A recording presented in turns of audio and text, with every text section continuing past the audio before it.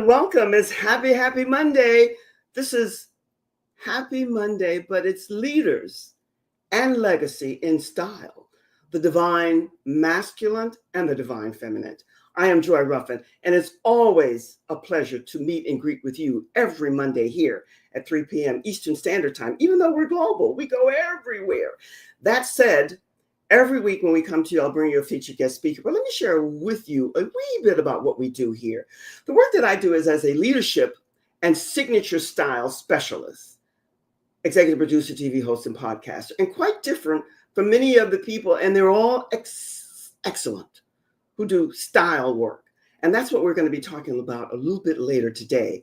But today, the featured guest speaker that you're going to meet in leaders and legacy and style, I do like saying that, we're turning up the heat a wee bit with a powerful guest who's rewriting the rule book on self-sabotage. Let me say that again, self-sabotage. I think we're all guilty at some point in time in one way or another. Our special guest, Judy Kane, is a mindset change specialist. She believes that there's no more limiting beliefs that we have to live with. She's rewriting the rule book on self-sabotage. She is the author, and we're going to discuss this a wee bit, of Your 4 Truths. Love that word, truth. How beliefs impact our lives, because she's a woman on a mission to shake loose the mental shackles, keeping us stuck. She isn't just a coach, she's a catalyst. And I could go on and on and on and tell you a lot more about Judy. But what I want, and it's a nice, easy name for me to pronounce. You know how I have a hard time with certain pronunciations. That said, just sit back and relax and help me welcome our featured guest speaker, Judy Kane. Judy, come on up, as they say. How are you? I am great. So good to be here. It's good to have you here, Judy, because when I met you in another group that I belong to, and I discovered through another friend the work that you're doing, I said I must have her as a featured guest speaker because your work is exciting to me because I know how needed it is right now. But tell us, how did you come to the title? And I love it, a mindset change specialist. Well, I thought hard about it. I frequently have to use the term coach because there are drop-down choices and what I do doesn't really show up. So coach is the closest thing for drop-down menus, but I don't do behavior, strategy, tools, accountability, all those things that coaches include in their work. All I do is focus on changing those subconscious beliefs. So, a change specialist seemed to describe what I do better than any of the other options I thought of. Well, I have to tell you, it pulled me in, and I said, how creative, how inventive, because almost everyone, a key word is almost everyone today, they're a coach. I like consultant, specialist, much more so. And now I find that people are segueing over to that. But that said, the work that you're doing is what's intriguing to me, Judy, because I've been on this journey of self-discovery and evolving into all that I'm here to be since I popped out of the womb. So I really get the work that you're doing. And what you said about where do subconscious beliefs come from? I want us to start there because we all have them, whether we can acknowledge them or not. So where do they come from? How do they surface? Well, we come into this world like little sponges. Yes. And for the first 7 years, we are just absorbing what the rules of engagement are wherever we landed. So we are learning what's safe, how to behave, what we're worth, all those things from the environment we land in. So mostly our immediate family, but any other impacts that we have along the way, those first 7 years, we're just trying to put it all together into a set of rules that help us operate, right? And you know why I love that, Judy? Because I like the word that you started us off with, because I'm a wordsmith and I love words, not to impress, to express. Because you say we're all kind of sponges when we pop. And that's so true. And we absorb everything that's more or less around us, that we're surrounded with. And that's why today I am a little bit unnerved about all of the loosening of the moral compass that we're about. So how do we get to be more mindful of that sponge and how we as adults are impacting the other younger generations, how do we get to know how important it is to be not perfect? There is no perfect, but to be more in align with how we can show up as our best self so they see and understand the best of us, especially as parents. Well, as parents and other people that work closely with developing children, it's what you say and it's also how you act, right? I mean, Ooh. it's you're modeling for these children things that you might not even know you believe. But the reason the subconscious is so important is it pretty much controls 95% of our behavior. Where what we do with these subconscious beliefs is they are forming the lens through which we view the world, right? It's like, what do we think of ourselves? What do we think of events around us? What do we think of other people? What should we be afraid of? What should we go out and try and be joyful about? So it's extremely powerful. About only 5% is what we consciously control. And the rest of it's our default system, which is our subconscious beliefs. Ooh, I like the way you express that. I love that because I say we emulate and you say we model, one and the same, what we see. But you know what, Judy, you threw me a curve. I like to do my research and keep on top of things as much as I can. But 95% is what we take in. That's a big, big number. How do we offset that? How do we begin as an adult, even if you're not a parent, to be more aware of that? Well, I think a better way for me to be able to explain it is to talk about how they show up in our lives. Yes, yes, yes, yes. Because some things are related to the subconscious and some things might not be. But if things aren't going the way you want, and if it's a pattern to it, that's a pretty good clue that you've got some subconscious beliefs in there that are contributing to the situation. So if you tend to always be worried about certain things, or if the idea of doing something terrifies you for no real good reason, right? I mean, it's not like running in front of a moving car, but things that shouldn't cause that type of fear. If those types of things, or if you're in a repeating relationship that doesn't work well for you, right? You go, I'm never going to do that again. And then you get in another relationship and it's the same dynamics. Those are subconscious beliefs that are coming into play. So the first thing is look for the patterns, right? And that gives you a clue that, there's something at work that you haven't really identified. You know what you just said, though, and please clarify for me, because if it has to be clarified for me, I'm sure that it's for others too. You said that it shows how it shows up. It doesn't necessarily mean that it's something that maybe has been modeled to us. Or did I hear that correctly? And it's a pattern that we're repeating over. It's like they say that if you repeat the same thing over and over and over again and you're not getting the results you're doing, blah, blah, blah. But when you said it's how it shows up, and doesn't how it show up has a lot to do with how you are modeling what you have emulated and have been shown in your upbringing? Absolutely. No? Yeah. But sometimes people don't know what that is. So, for instance, if I'm working with somebody who has a business that isn't doing as well as they would like, there are all sorts of reasons. It could be fear of success. It could be fear of failure. It could be fear of being seen and heard. It could be a belief in the scarcity of some of the resources you need for whatever you do.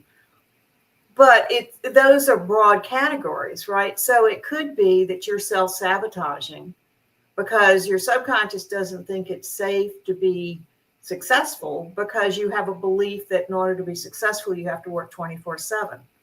And that's not a healthy thing to do. So the subconscious is putting a brake on the success because that would keep you from having to work 24/7. Well, that's subconscious. That's a big little gremlin running through all of us. Right. But you see, it can be all sorts of, it could be conflicting money beliefs where it's not really good for you to have more money than you need. So it will, you'll do things to get rid of the money that's more than what you need. Or the opposite, that word fear and how you self-sabotage, that's a biggie. And I think when it comes to love, money, and what else would be a third one to add in, those are biggies. Self-esteem, self-worth. Self-esteem, thank you. That's exactly the one I would be searching for. I would say love, but much better expressed that way. So when it comes to money, when it comes to self-esteem, and when it comes to other things, how do you, when people come to you, what to date, I'm sure it's varied. What would be the top one that people come to you with? The fear of what? How are they self-sabotaging themselves? What would be, I know it's broad base, but what would be number one of the first ones that you come up with? Not most, but if you had to pick one large group, that fear of success, I think, is well represented in the group of reasons. And that can be, like I said, it can be conflicting money beliefs. It can be, there can be all sorts of reasons that success doesn't sound like a good idea to your subconscious. I love the way you express that, Judy, because I think when you talk about how you can self-sabotage and the fear that's innate within, however and wherever it stems from, that fear of success, which usually, and I'm assuming now, because I know this was somewhat my plight, it's aligned with money, however you see and perceive money, wealth. Have you found that to be? Yeah, the conflicting money beliefs is almost with everybody. I mean, some people don't have it, but a large number of people grew up with, well, it doesn't grow on trees. You have to work hard for it. You don't want to be like those people who have a lot of money because we don't like how they act, or they're just not like us. It's the root of all evil. You shouldn't have more than you need because it's greedy. I mean, it's a measure of success, and yet you've got these conflicting beliefs about what's not good about it, right? Judy, I'm laughing and I'm chuckling. You know I love laughter. I'm laughing because the first one or the second one that you said, money doesn't grow on trees. I heard that all my life from my moms. You know why? Because we were so poor. But my sister and I, we didn't really know how poor we were. But every little time we would do a little bit of a wasteful, whatever she thought it was, money doesn't grow on trees. So, that was part of my modeling. And that's how I began to emulate and think about money until I had my awakening. So, and all the other things that you say, and it all ties back to a fear, however you are dealing with it. This is, for me, it's fascinating because I feel with a little bit of awareness that I have that a lot of us have different subconscious beliefs that it's time, no matter what stage of life you're in, to rid ourselves of. And that's the work that you're doing. So hold tight. I'm going to ask my engineer to put you in the green room for just a second or two. And I want to speak to something that we're doing here. And I'm going to be back with you in just a minute. And when I do come back, I want you to share with us how does, I think you did, but we want to expound on it more. How does one know when they have these self-conscious beliefs that are limiting them? That's what we'll come back to. In the meantime, let's talk about Leading Ladies, Leaving Legacies, my Facebook group, which you belong to. Judy is a member there. And this is all about your vision, your mission, and your purpose. And we are all about asking you to join us, and not only join, but connect with some of the other ladies there who are in alignment with what you're doing, or maybe not, because we're looking to build this community, and we can't build it without you and your participation. It's not just a group that you just join and pop in and sign up. It's one that hopefully you'll be a part of and let others know what you're doing and support them in what they're doing. That's the bottom baseline for Leading Ladies, Leaving Legacies. And we'll see you again on Wednesday, not again, but this Wednesday. That said, there's another group. I'm all about networking. Networking is where it's at for me and for Judy, I'm sure as well. The Great Discovery. It's a phenomenal, fantastic community. And if you're not a member of this community, you have everything here.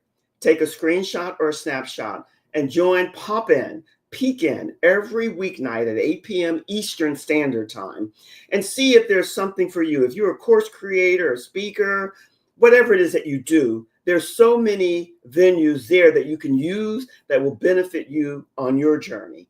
Now, this is what I really want to talk about. Joy Ruffin, Fashioning Femininity, Style, and Truth. This is our new YouTube group. So connect with us there every week. Subscribe, please take a screenshot or a snapshot. Every week I'll be coming to you and I'll be talking about all the things that are important to me and hopefully to you. That's why I've labeled myself the minister of enlightenment, awareness, and awakenings, because we're going to be talking about power, number one, but power that has honesty, integrity, and humility attached to it at its highest vibration. Leadership, style, femininity, and all that it entails. You won't miss out on connecting here and subscribing. And I'd like your comments. I'd like to hear what you think and what you feel that you want more of and what you want less of.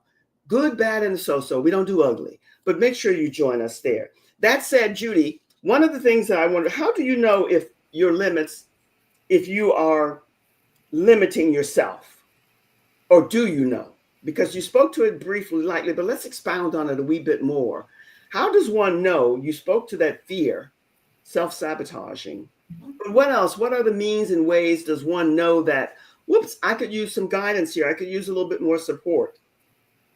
Well, the patterns are a good way. If you see the same behavior in yourself in the same context over and over again, and it's not what you would prefer, that's a good clue.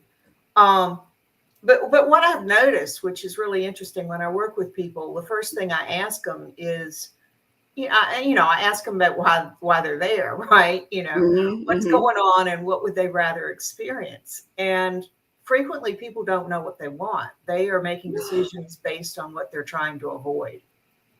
That's a good point. That's an excellent point. Judy, I have to say that made me chuckle, because I think there's a lot of times that people don't know, we don't know exactly what we want and what we need, but we know that something is amiss. Something is there. For me, as a happy senior, I've been on this journey of self-discovery most all of my life, but I've always been, you use my favorite word, why. I've always been a why person. I wanted to know what was the good, the bad, and the so-so. But when they come to you, when they don't know, what is one or some of the discovery processes that you use? Well, they have to think about it. I can't tell them what they want. That's not what I'm there for. I'm there to help them create subconscious beliefs that support what they want. So it all depends on how well they can define what it is they would prefer. And sometimes it takes, a longer conversation than others. It might be, sometimes people come to me and say, I want $2 million in my bank account. Well, that's not really it. They think that's going to make them feel a certain way, right? It has nothing to do with the number of digits in your bank account. No. But they don't know that. They think if they get that, it's going to make them feel, free or safe or, whatever. There's something there. So sometimes we have to dig a little deeper when they think they know what they want, to figure out what it is they're really going after. What's the emotion they think they will get when that goal is true? Ooh, I like that. But I think with all of that, what you're saying also is that you can't tell them what they want, but you can spark, ignite something within them. That I've had so many mentors and gurus in my lifetime, Judy. Some of them were exceptional and sparked that something in me that opened me up more so. And that's what you're doing. But you can't tell people. That's why this thing called change, which is ongoing and ever in the stratosphere, either you ride with it. My expression of late is ride the wave, ride the surf, but stay optimistic, because you just don't know.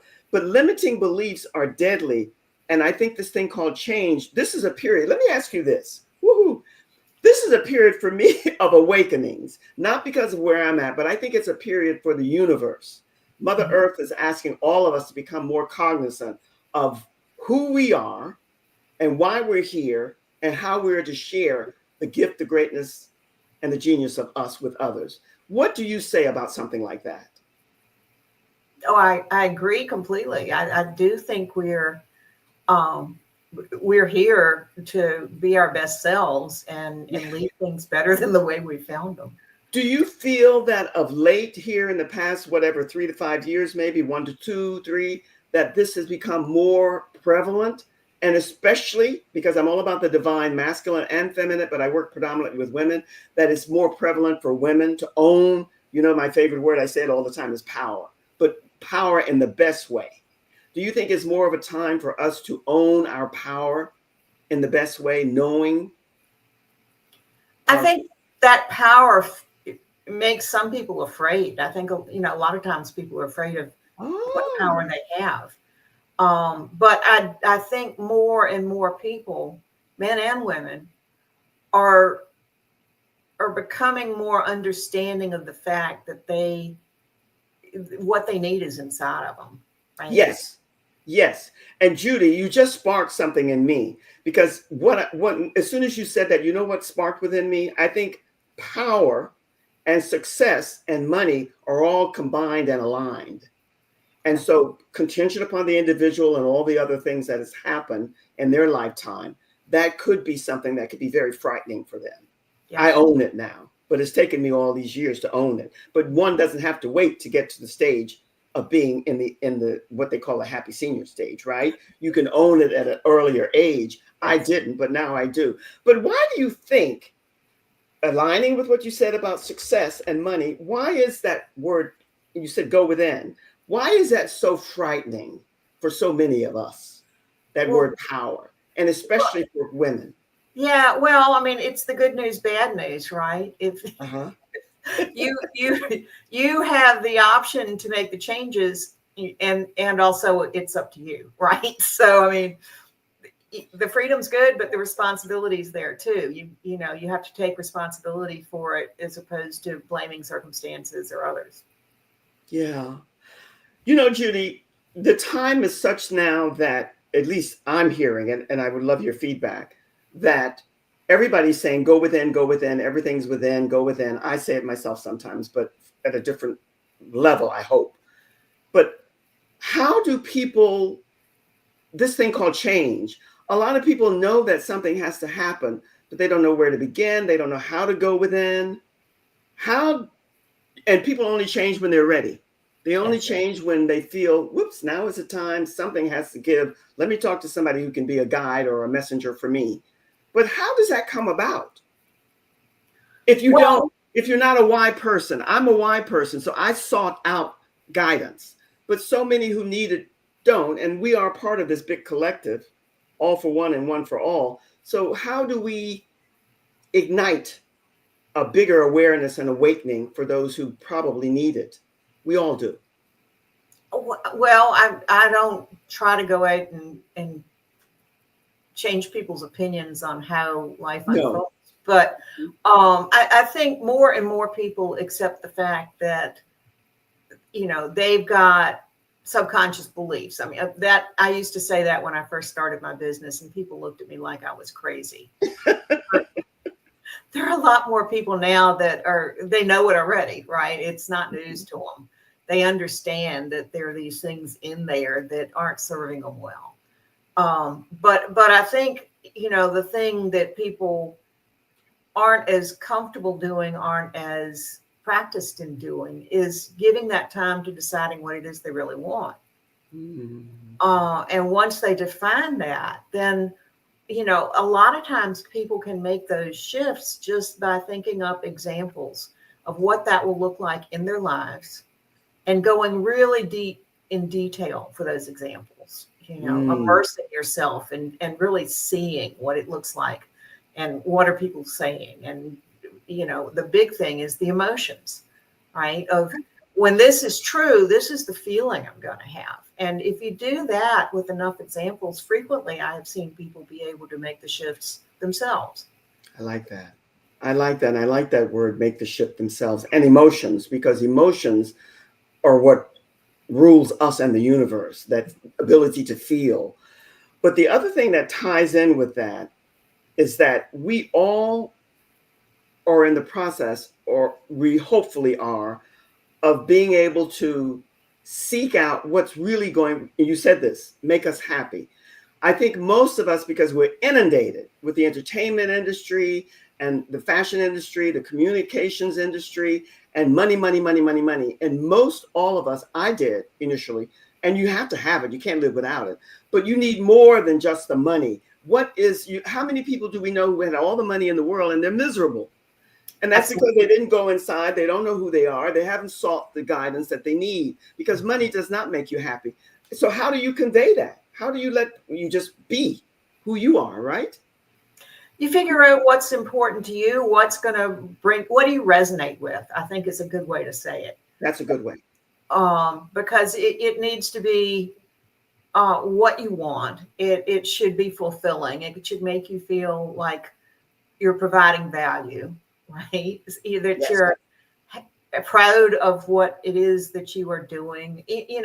Those are the emotions that I think people, they want to feel safe too. I mean, there's a lot of other things that go in there, but it's looking for what resonates, I think, is a good way to start.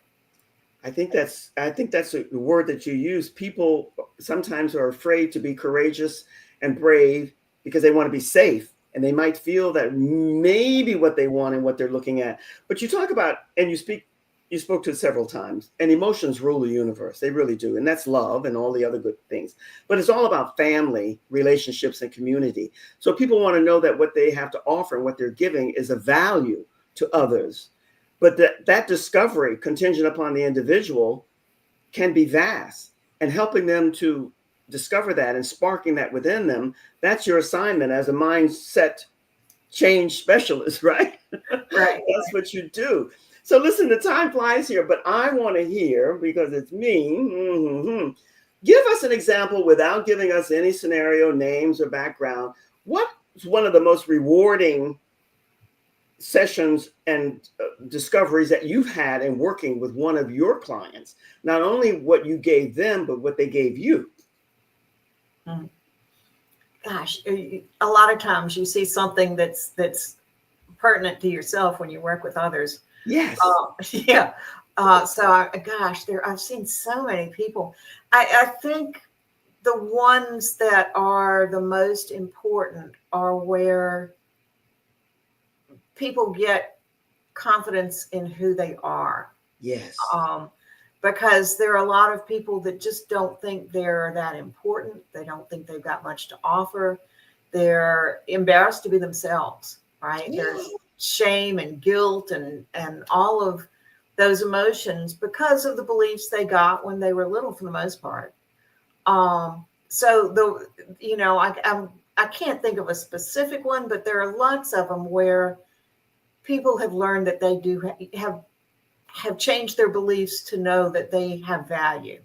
Yes. I think that's a good way to put it, because what you discover, or what you're this is Earth School. And I don't have to be right, and I no longer need to be right. But I think we're all here to evolve, to be all that we're here to be, and the best that we can, with an open heart, connected to the soul and essence of us.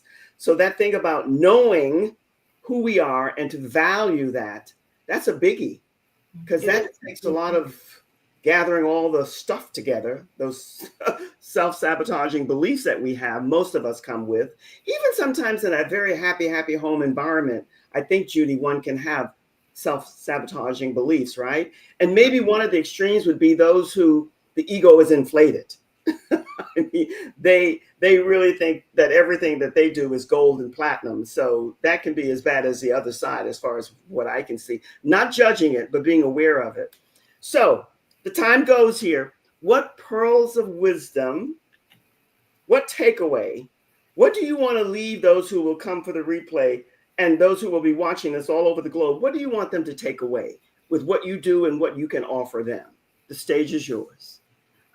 All right. So my advice, the message I like getting out there to any audience is that if life is not the way you want it to be, if it's not fulfilling, if it's not making you feel authentic and of value, you can change that. If this is not something you just need to live with. So often you hear people say, well, it's just the way I am, or it's just the way the world is, or it doesn't have to be, right? You're perceiving it through your subconscious beliefs, and you can change those. I love that. You know what I love, Judy? Just the way I am. That already tells me that that's a mindset that's stuck. because just the way you are is beautiful, but are you open to change, which is forever in the universe and evolving? Thank you, thank you, thank you. I'm going to scoot you in the green room and I'll be with you in a second. You were absolutely yummy. I cannot tell you how much this lady sparked something within me, because she really is about supporting all of us to transform into all that we're here to be. And it is a journey, it is a process, but you want to find somebody who will be the best guy that you could find anywhere. And in my humble opinion, you won't find better than Judy Kane. That said, the time goes, it's over. And I can ask you to make sure that you subscribe to my new YouTube channel. Would love to have you there, and love your comments, your likes, and maybe some of the other. And make sure that you join us on Wednesday for Leading Ladies, Leaving Legacies. And until then, this is the beginning of a week, so make it one of the best weeks ever. And I can't wait to join you again and soon. Sending you always from my heart to yours. Much, much love. Cheers.